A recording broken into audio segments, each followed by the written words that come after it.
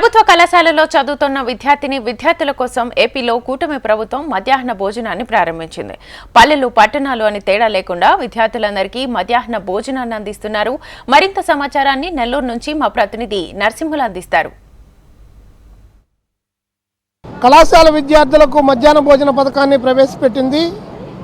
అన్ని జిల్లాల నుంచి ముఖ్యంగా గ్రామీణ పట్టణాలతో సహా ఈ పథకం అమలుకు శ్రీకారం చుట్టింది. ప్రస్తుతం మనం నెల్లూరు నగరంలోని ఇటీవల రాష్ట్ర స్థాయిలో ఒక ప్రత్యేకంగా ఏర్పాటు చేసినటువంటి ప్రభుత్వ జూనియర్ కళాశాలలో ఇవాళ భోజనాలు కూడా కార్యక్రమాన్ని మొదలుపెట్టారు. చాలామంది మనం చూస్తూ ఉన్నాము. ఇక్కడ ఉన్నటువంటి ముఖ్యంగా అందరూ విద్యార్థినులు, వీళ్ళంతా కూడా ఉదయం 8 గంటలకల్లా కళాశాలకు రావాలి.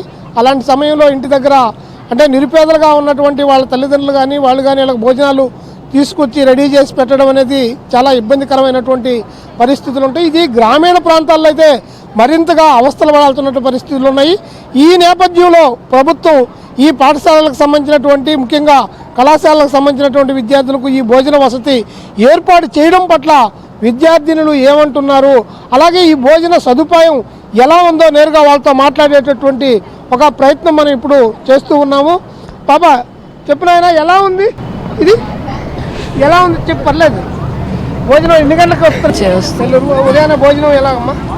రోజు ఎలా ఉండేది, ఈ రోజు ఎలా ఉంది? ఈ రోజు ఇంకా బాగుంది. రోజు లేట్ అయ్యేది కాలేజ్కి రావడానికి. ఈ రోజు అంటే లేట్, ఇంకా భోజనం పెడుతున్నారు కదా, లేట్ అంతా అవ్వడం లేదు. ఉపయోగపడుతుందా? బాగా ఉపయోగపడుతుంది, బాగుంటుంది. చింతారెడ్డిపాలెం దూరం నుంచి మరి ఎలాగా భోజన ఏర్పాట్లు ఎలా ఉన్నాయి? బాగున్నాయి సార్. మామూలుగా అయితే ఎలా చేసేవాళ్ళు రోజు? మామూలుగా అయితే ఇంట్లో అమ్మ వండేది. ఈరోజు సార్ నిన్న మెసేజ్ పెట్టారు కాబట్టి మేము తెచ్చుకోలేదు. ఈరోజు తొందరగా వచ్చాం. మీరు పాప? నేను ఇక్కడే సార్, పక్కనే వస్తున్నాను. ఎలా ఉంది భోజన ఏర్పాటు? బాగుంది సార్. Second year. నువ్వు పాప? ఇక్కడ బాగుంది భోజనం. Second year inter. ఎక్కడి నుంచి వస్తావు? ఇసుకపాలెం. ఇక్కడ భోజనం చాలా బాగుంది. ఏం పేరు నీ పేరా? సునందన. ఏ ఇయర్ చదువుతున్నావు? Second year. ఏ గ్రూప్? ఎంపీసీ.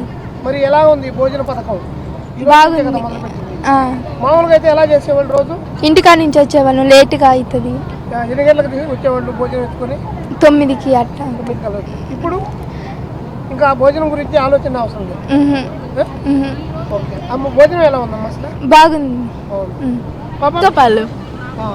భోజనం ఎలా ఉంది? సూపర్ ఉంది సార్. ఉదయం ఎన్ని గంటలకు బయలుదేరి? 9:30కి వచ్చేస్తాం, అంటే లేట్ అవుతుంది ఇంట్లో.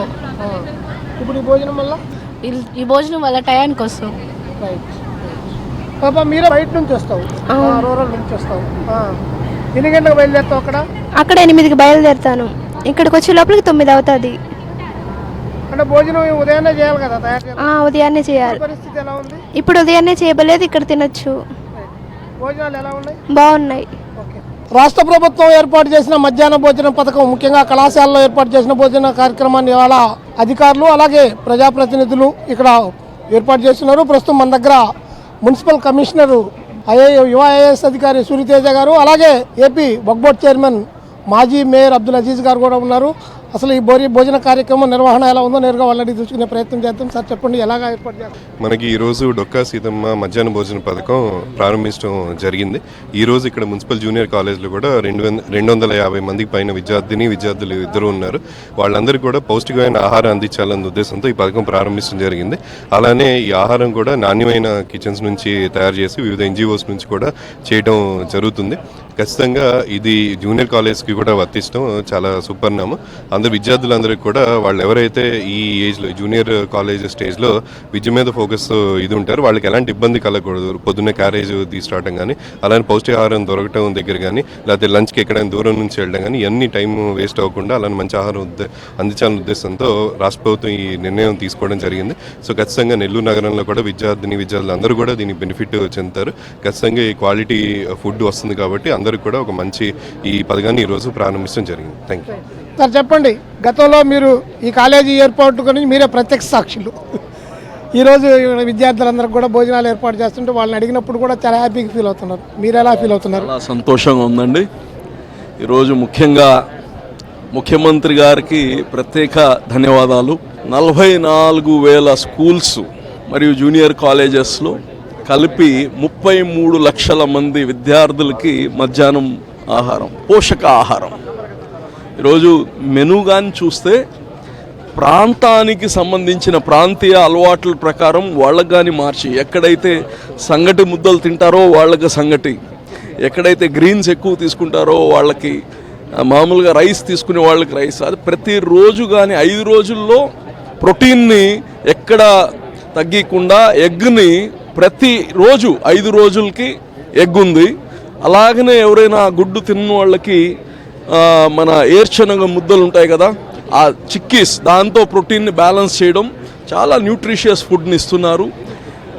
ఇది ఇవాళ రాష్ట్ర ప్రభుత్వం ప్రతిష్టాత్మకంగా మధ్యాహ్న భోజనం కళాశాలలో ఏర్పాటు చేసుకునే క్రమంలో భాగంగా నెల్లూరు జిల్లాలో, ముఖ్యంగా నెల్లూరు నగరంలో రాష్ట్రంలోని తొలి మున్సిపల్ కార్పొరేషన్ స్కూల్లో ఈ మధ్యాహ్న భోజన పథకం అమలు, ఇక్కడ ఉన్నటువంటి విద్యార్థుల యొక్క వాళ్ళ స్పందన, అధికారులు నిర్వహణ వ్యవహారాలపైన వాళ్ళు చెబుతున్నటువంటి మాటలు. కెమెరా పర్సన్ ప్రవీణ్తో Narasimhulu, HM TV, Nellore corporation municipal junior కళాశాల నుంచి.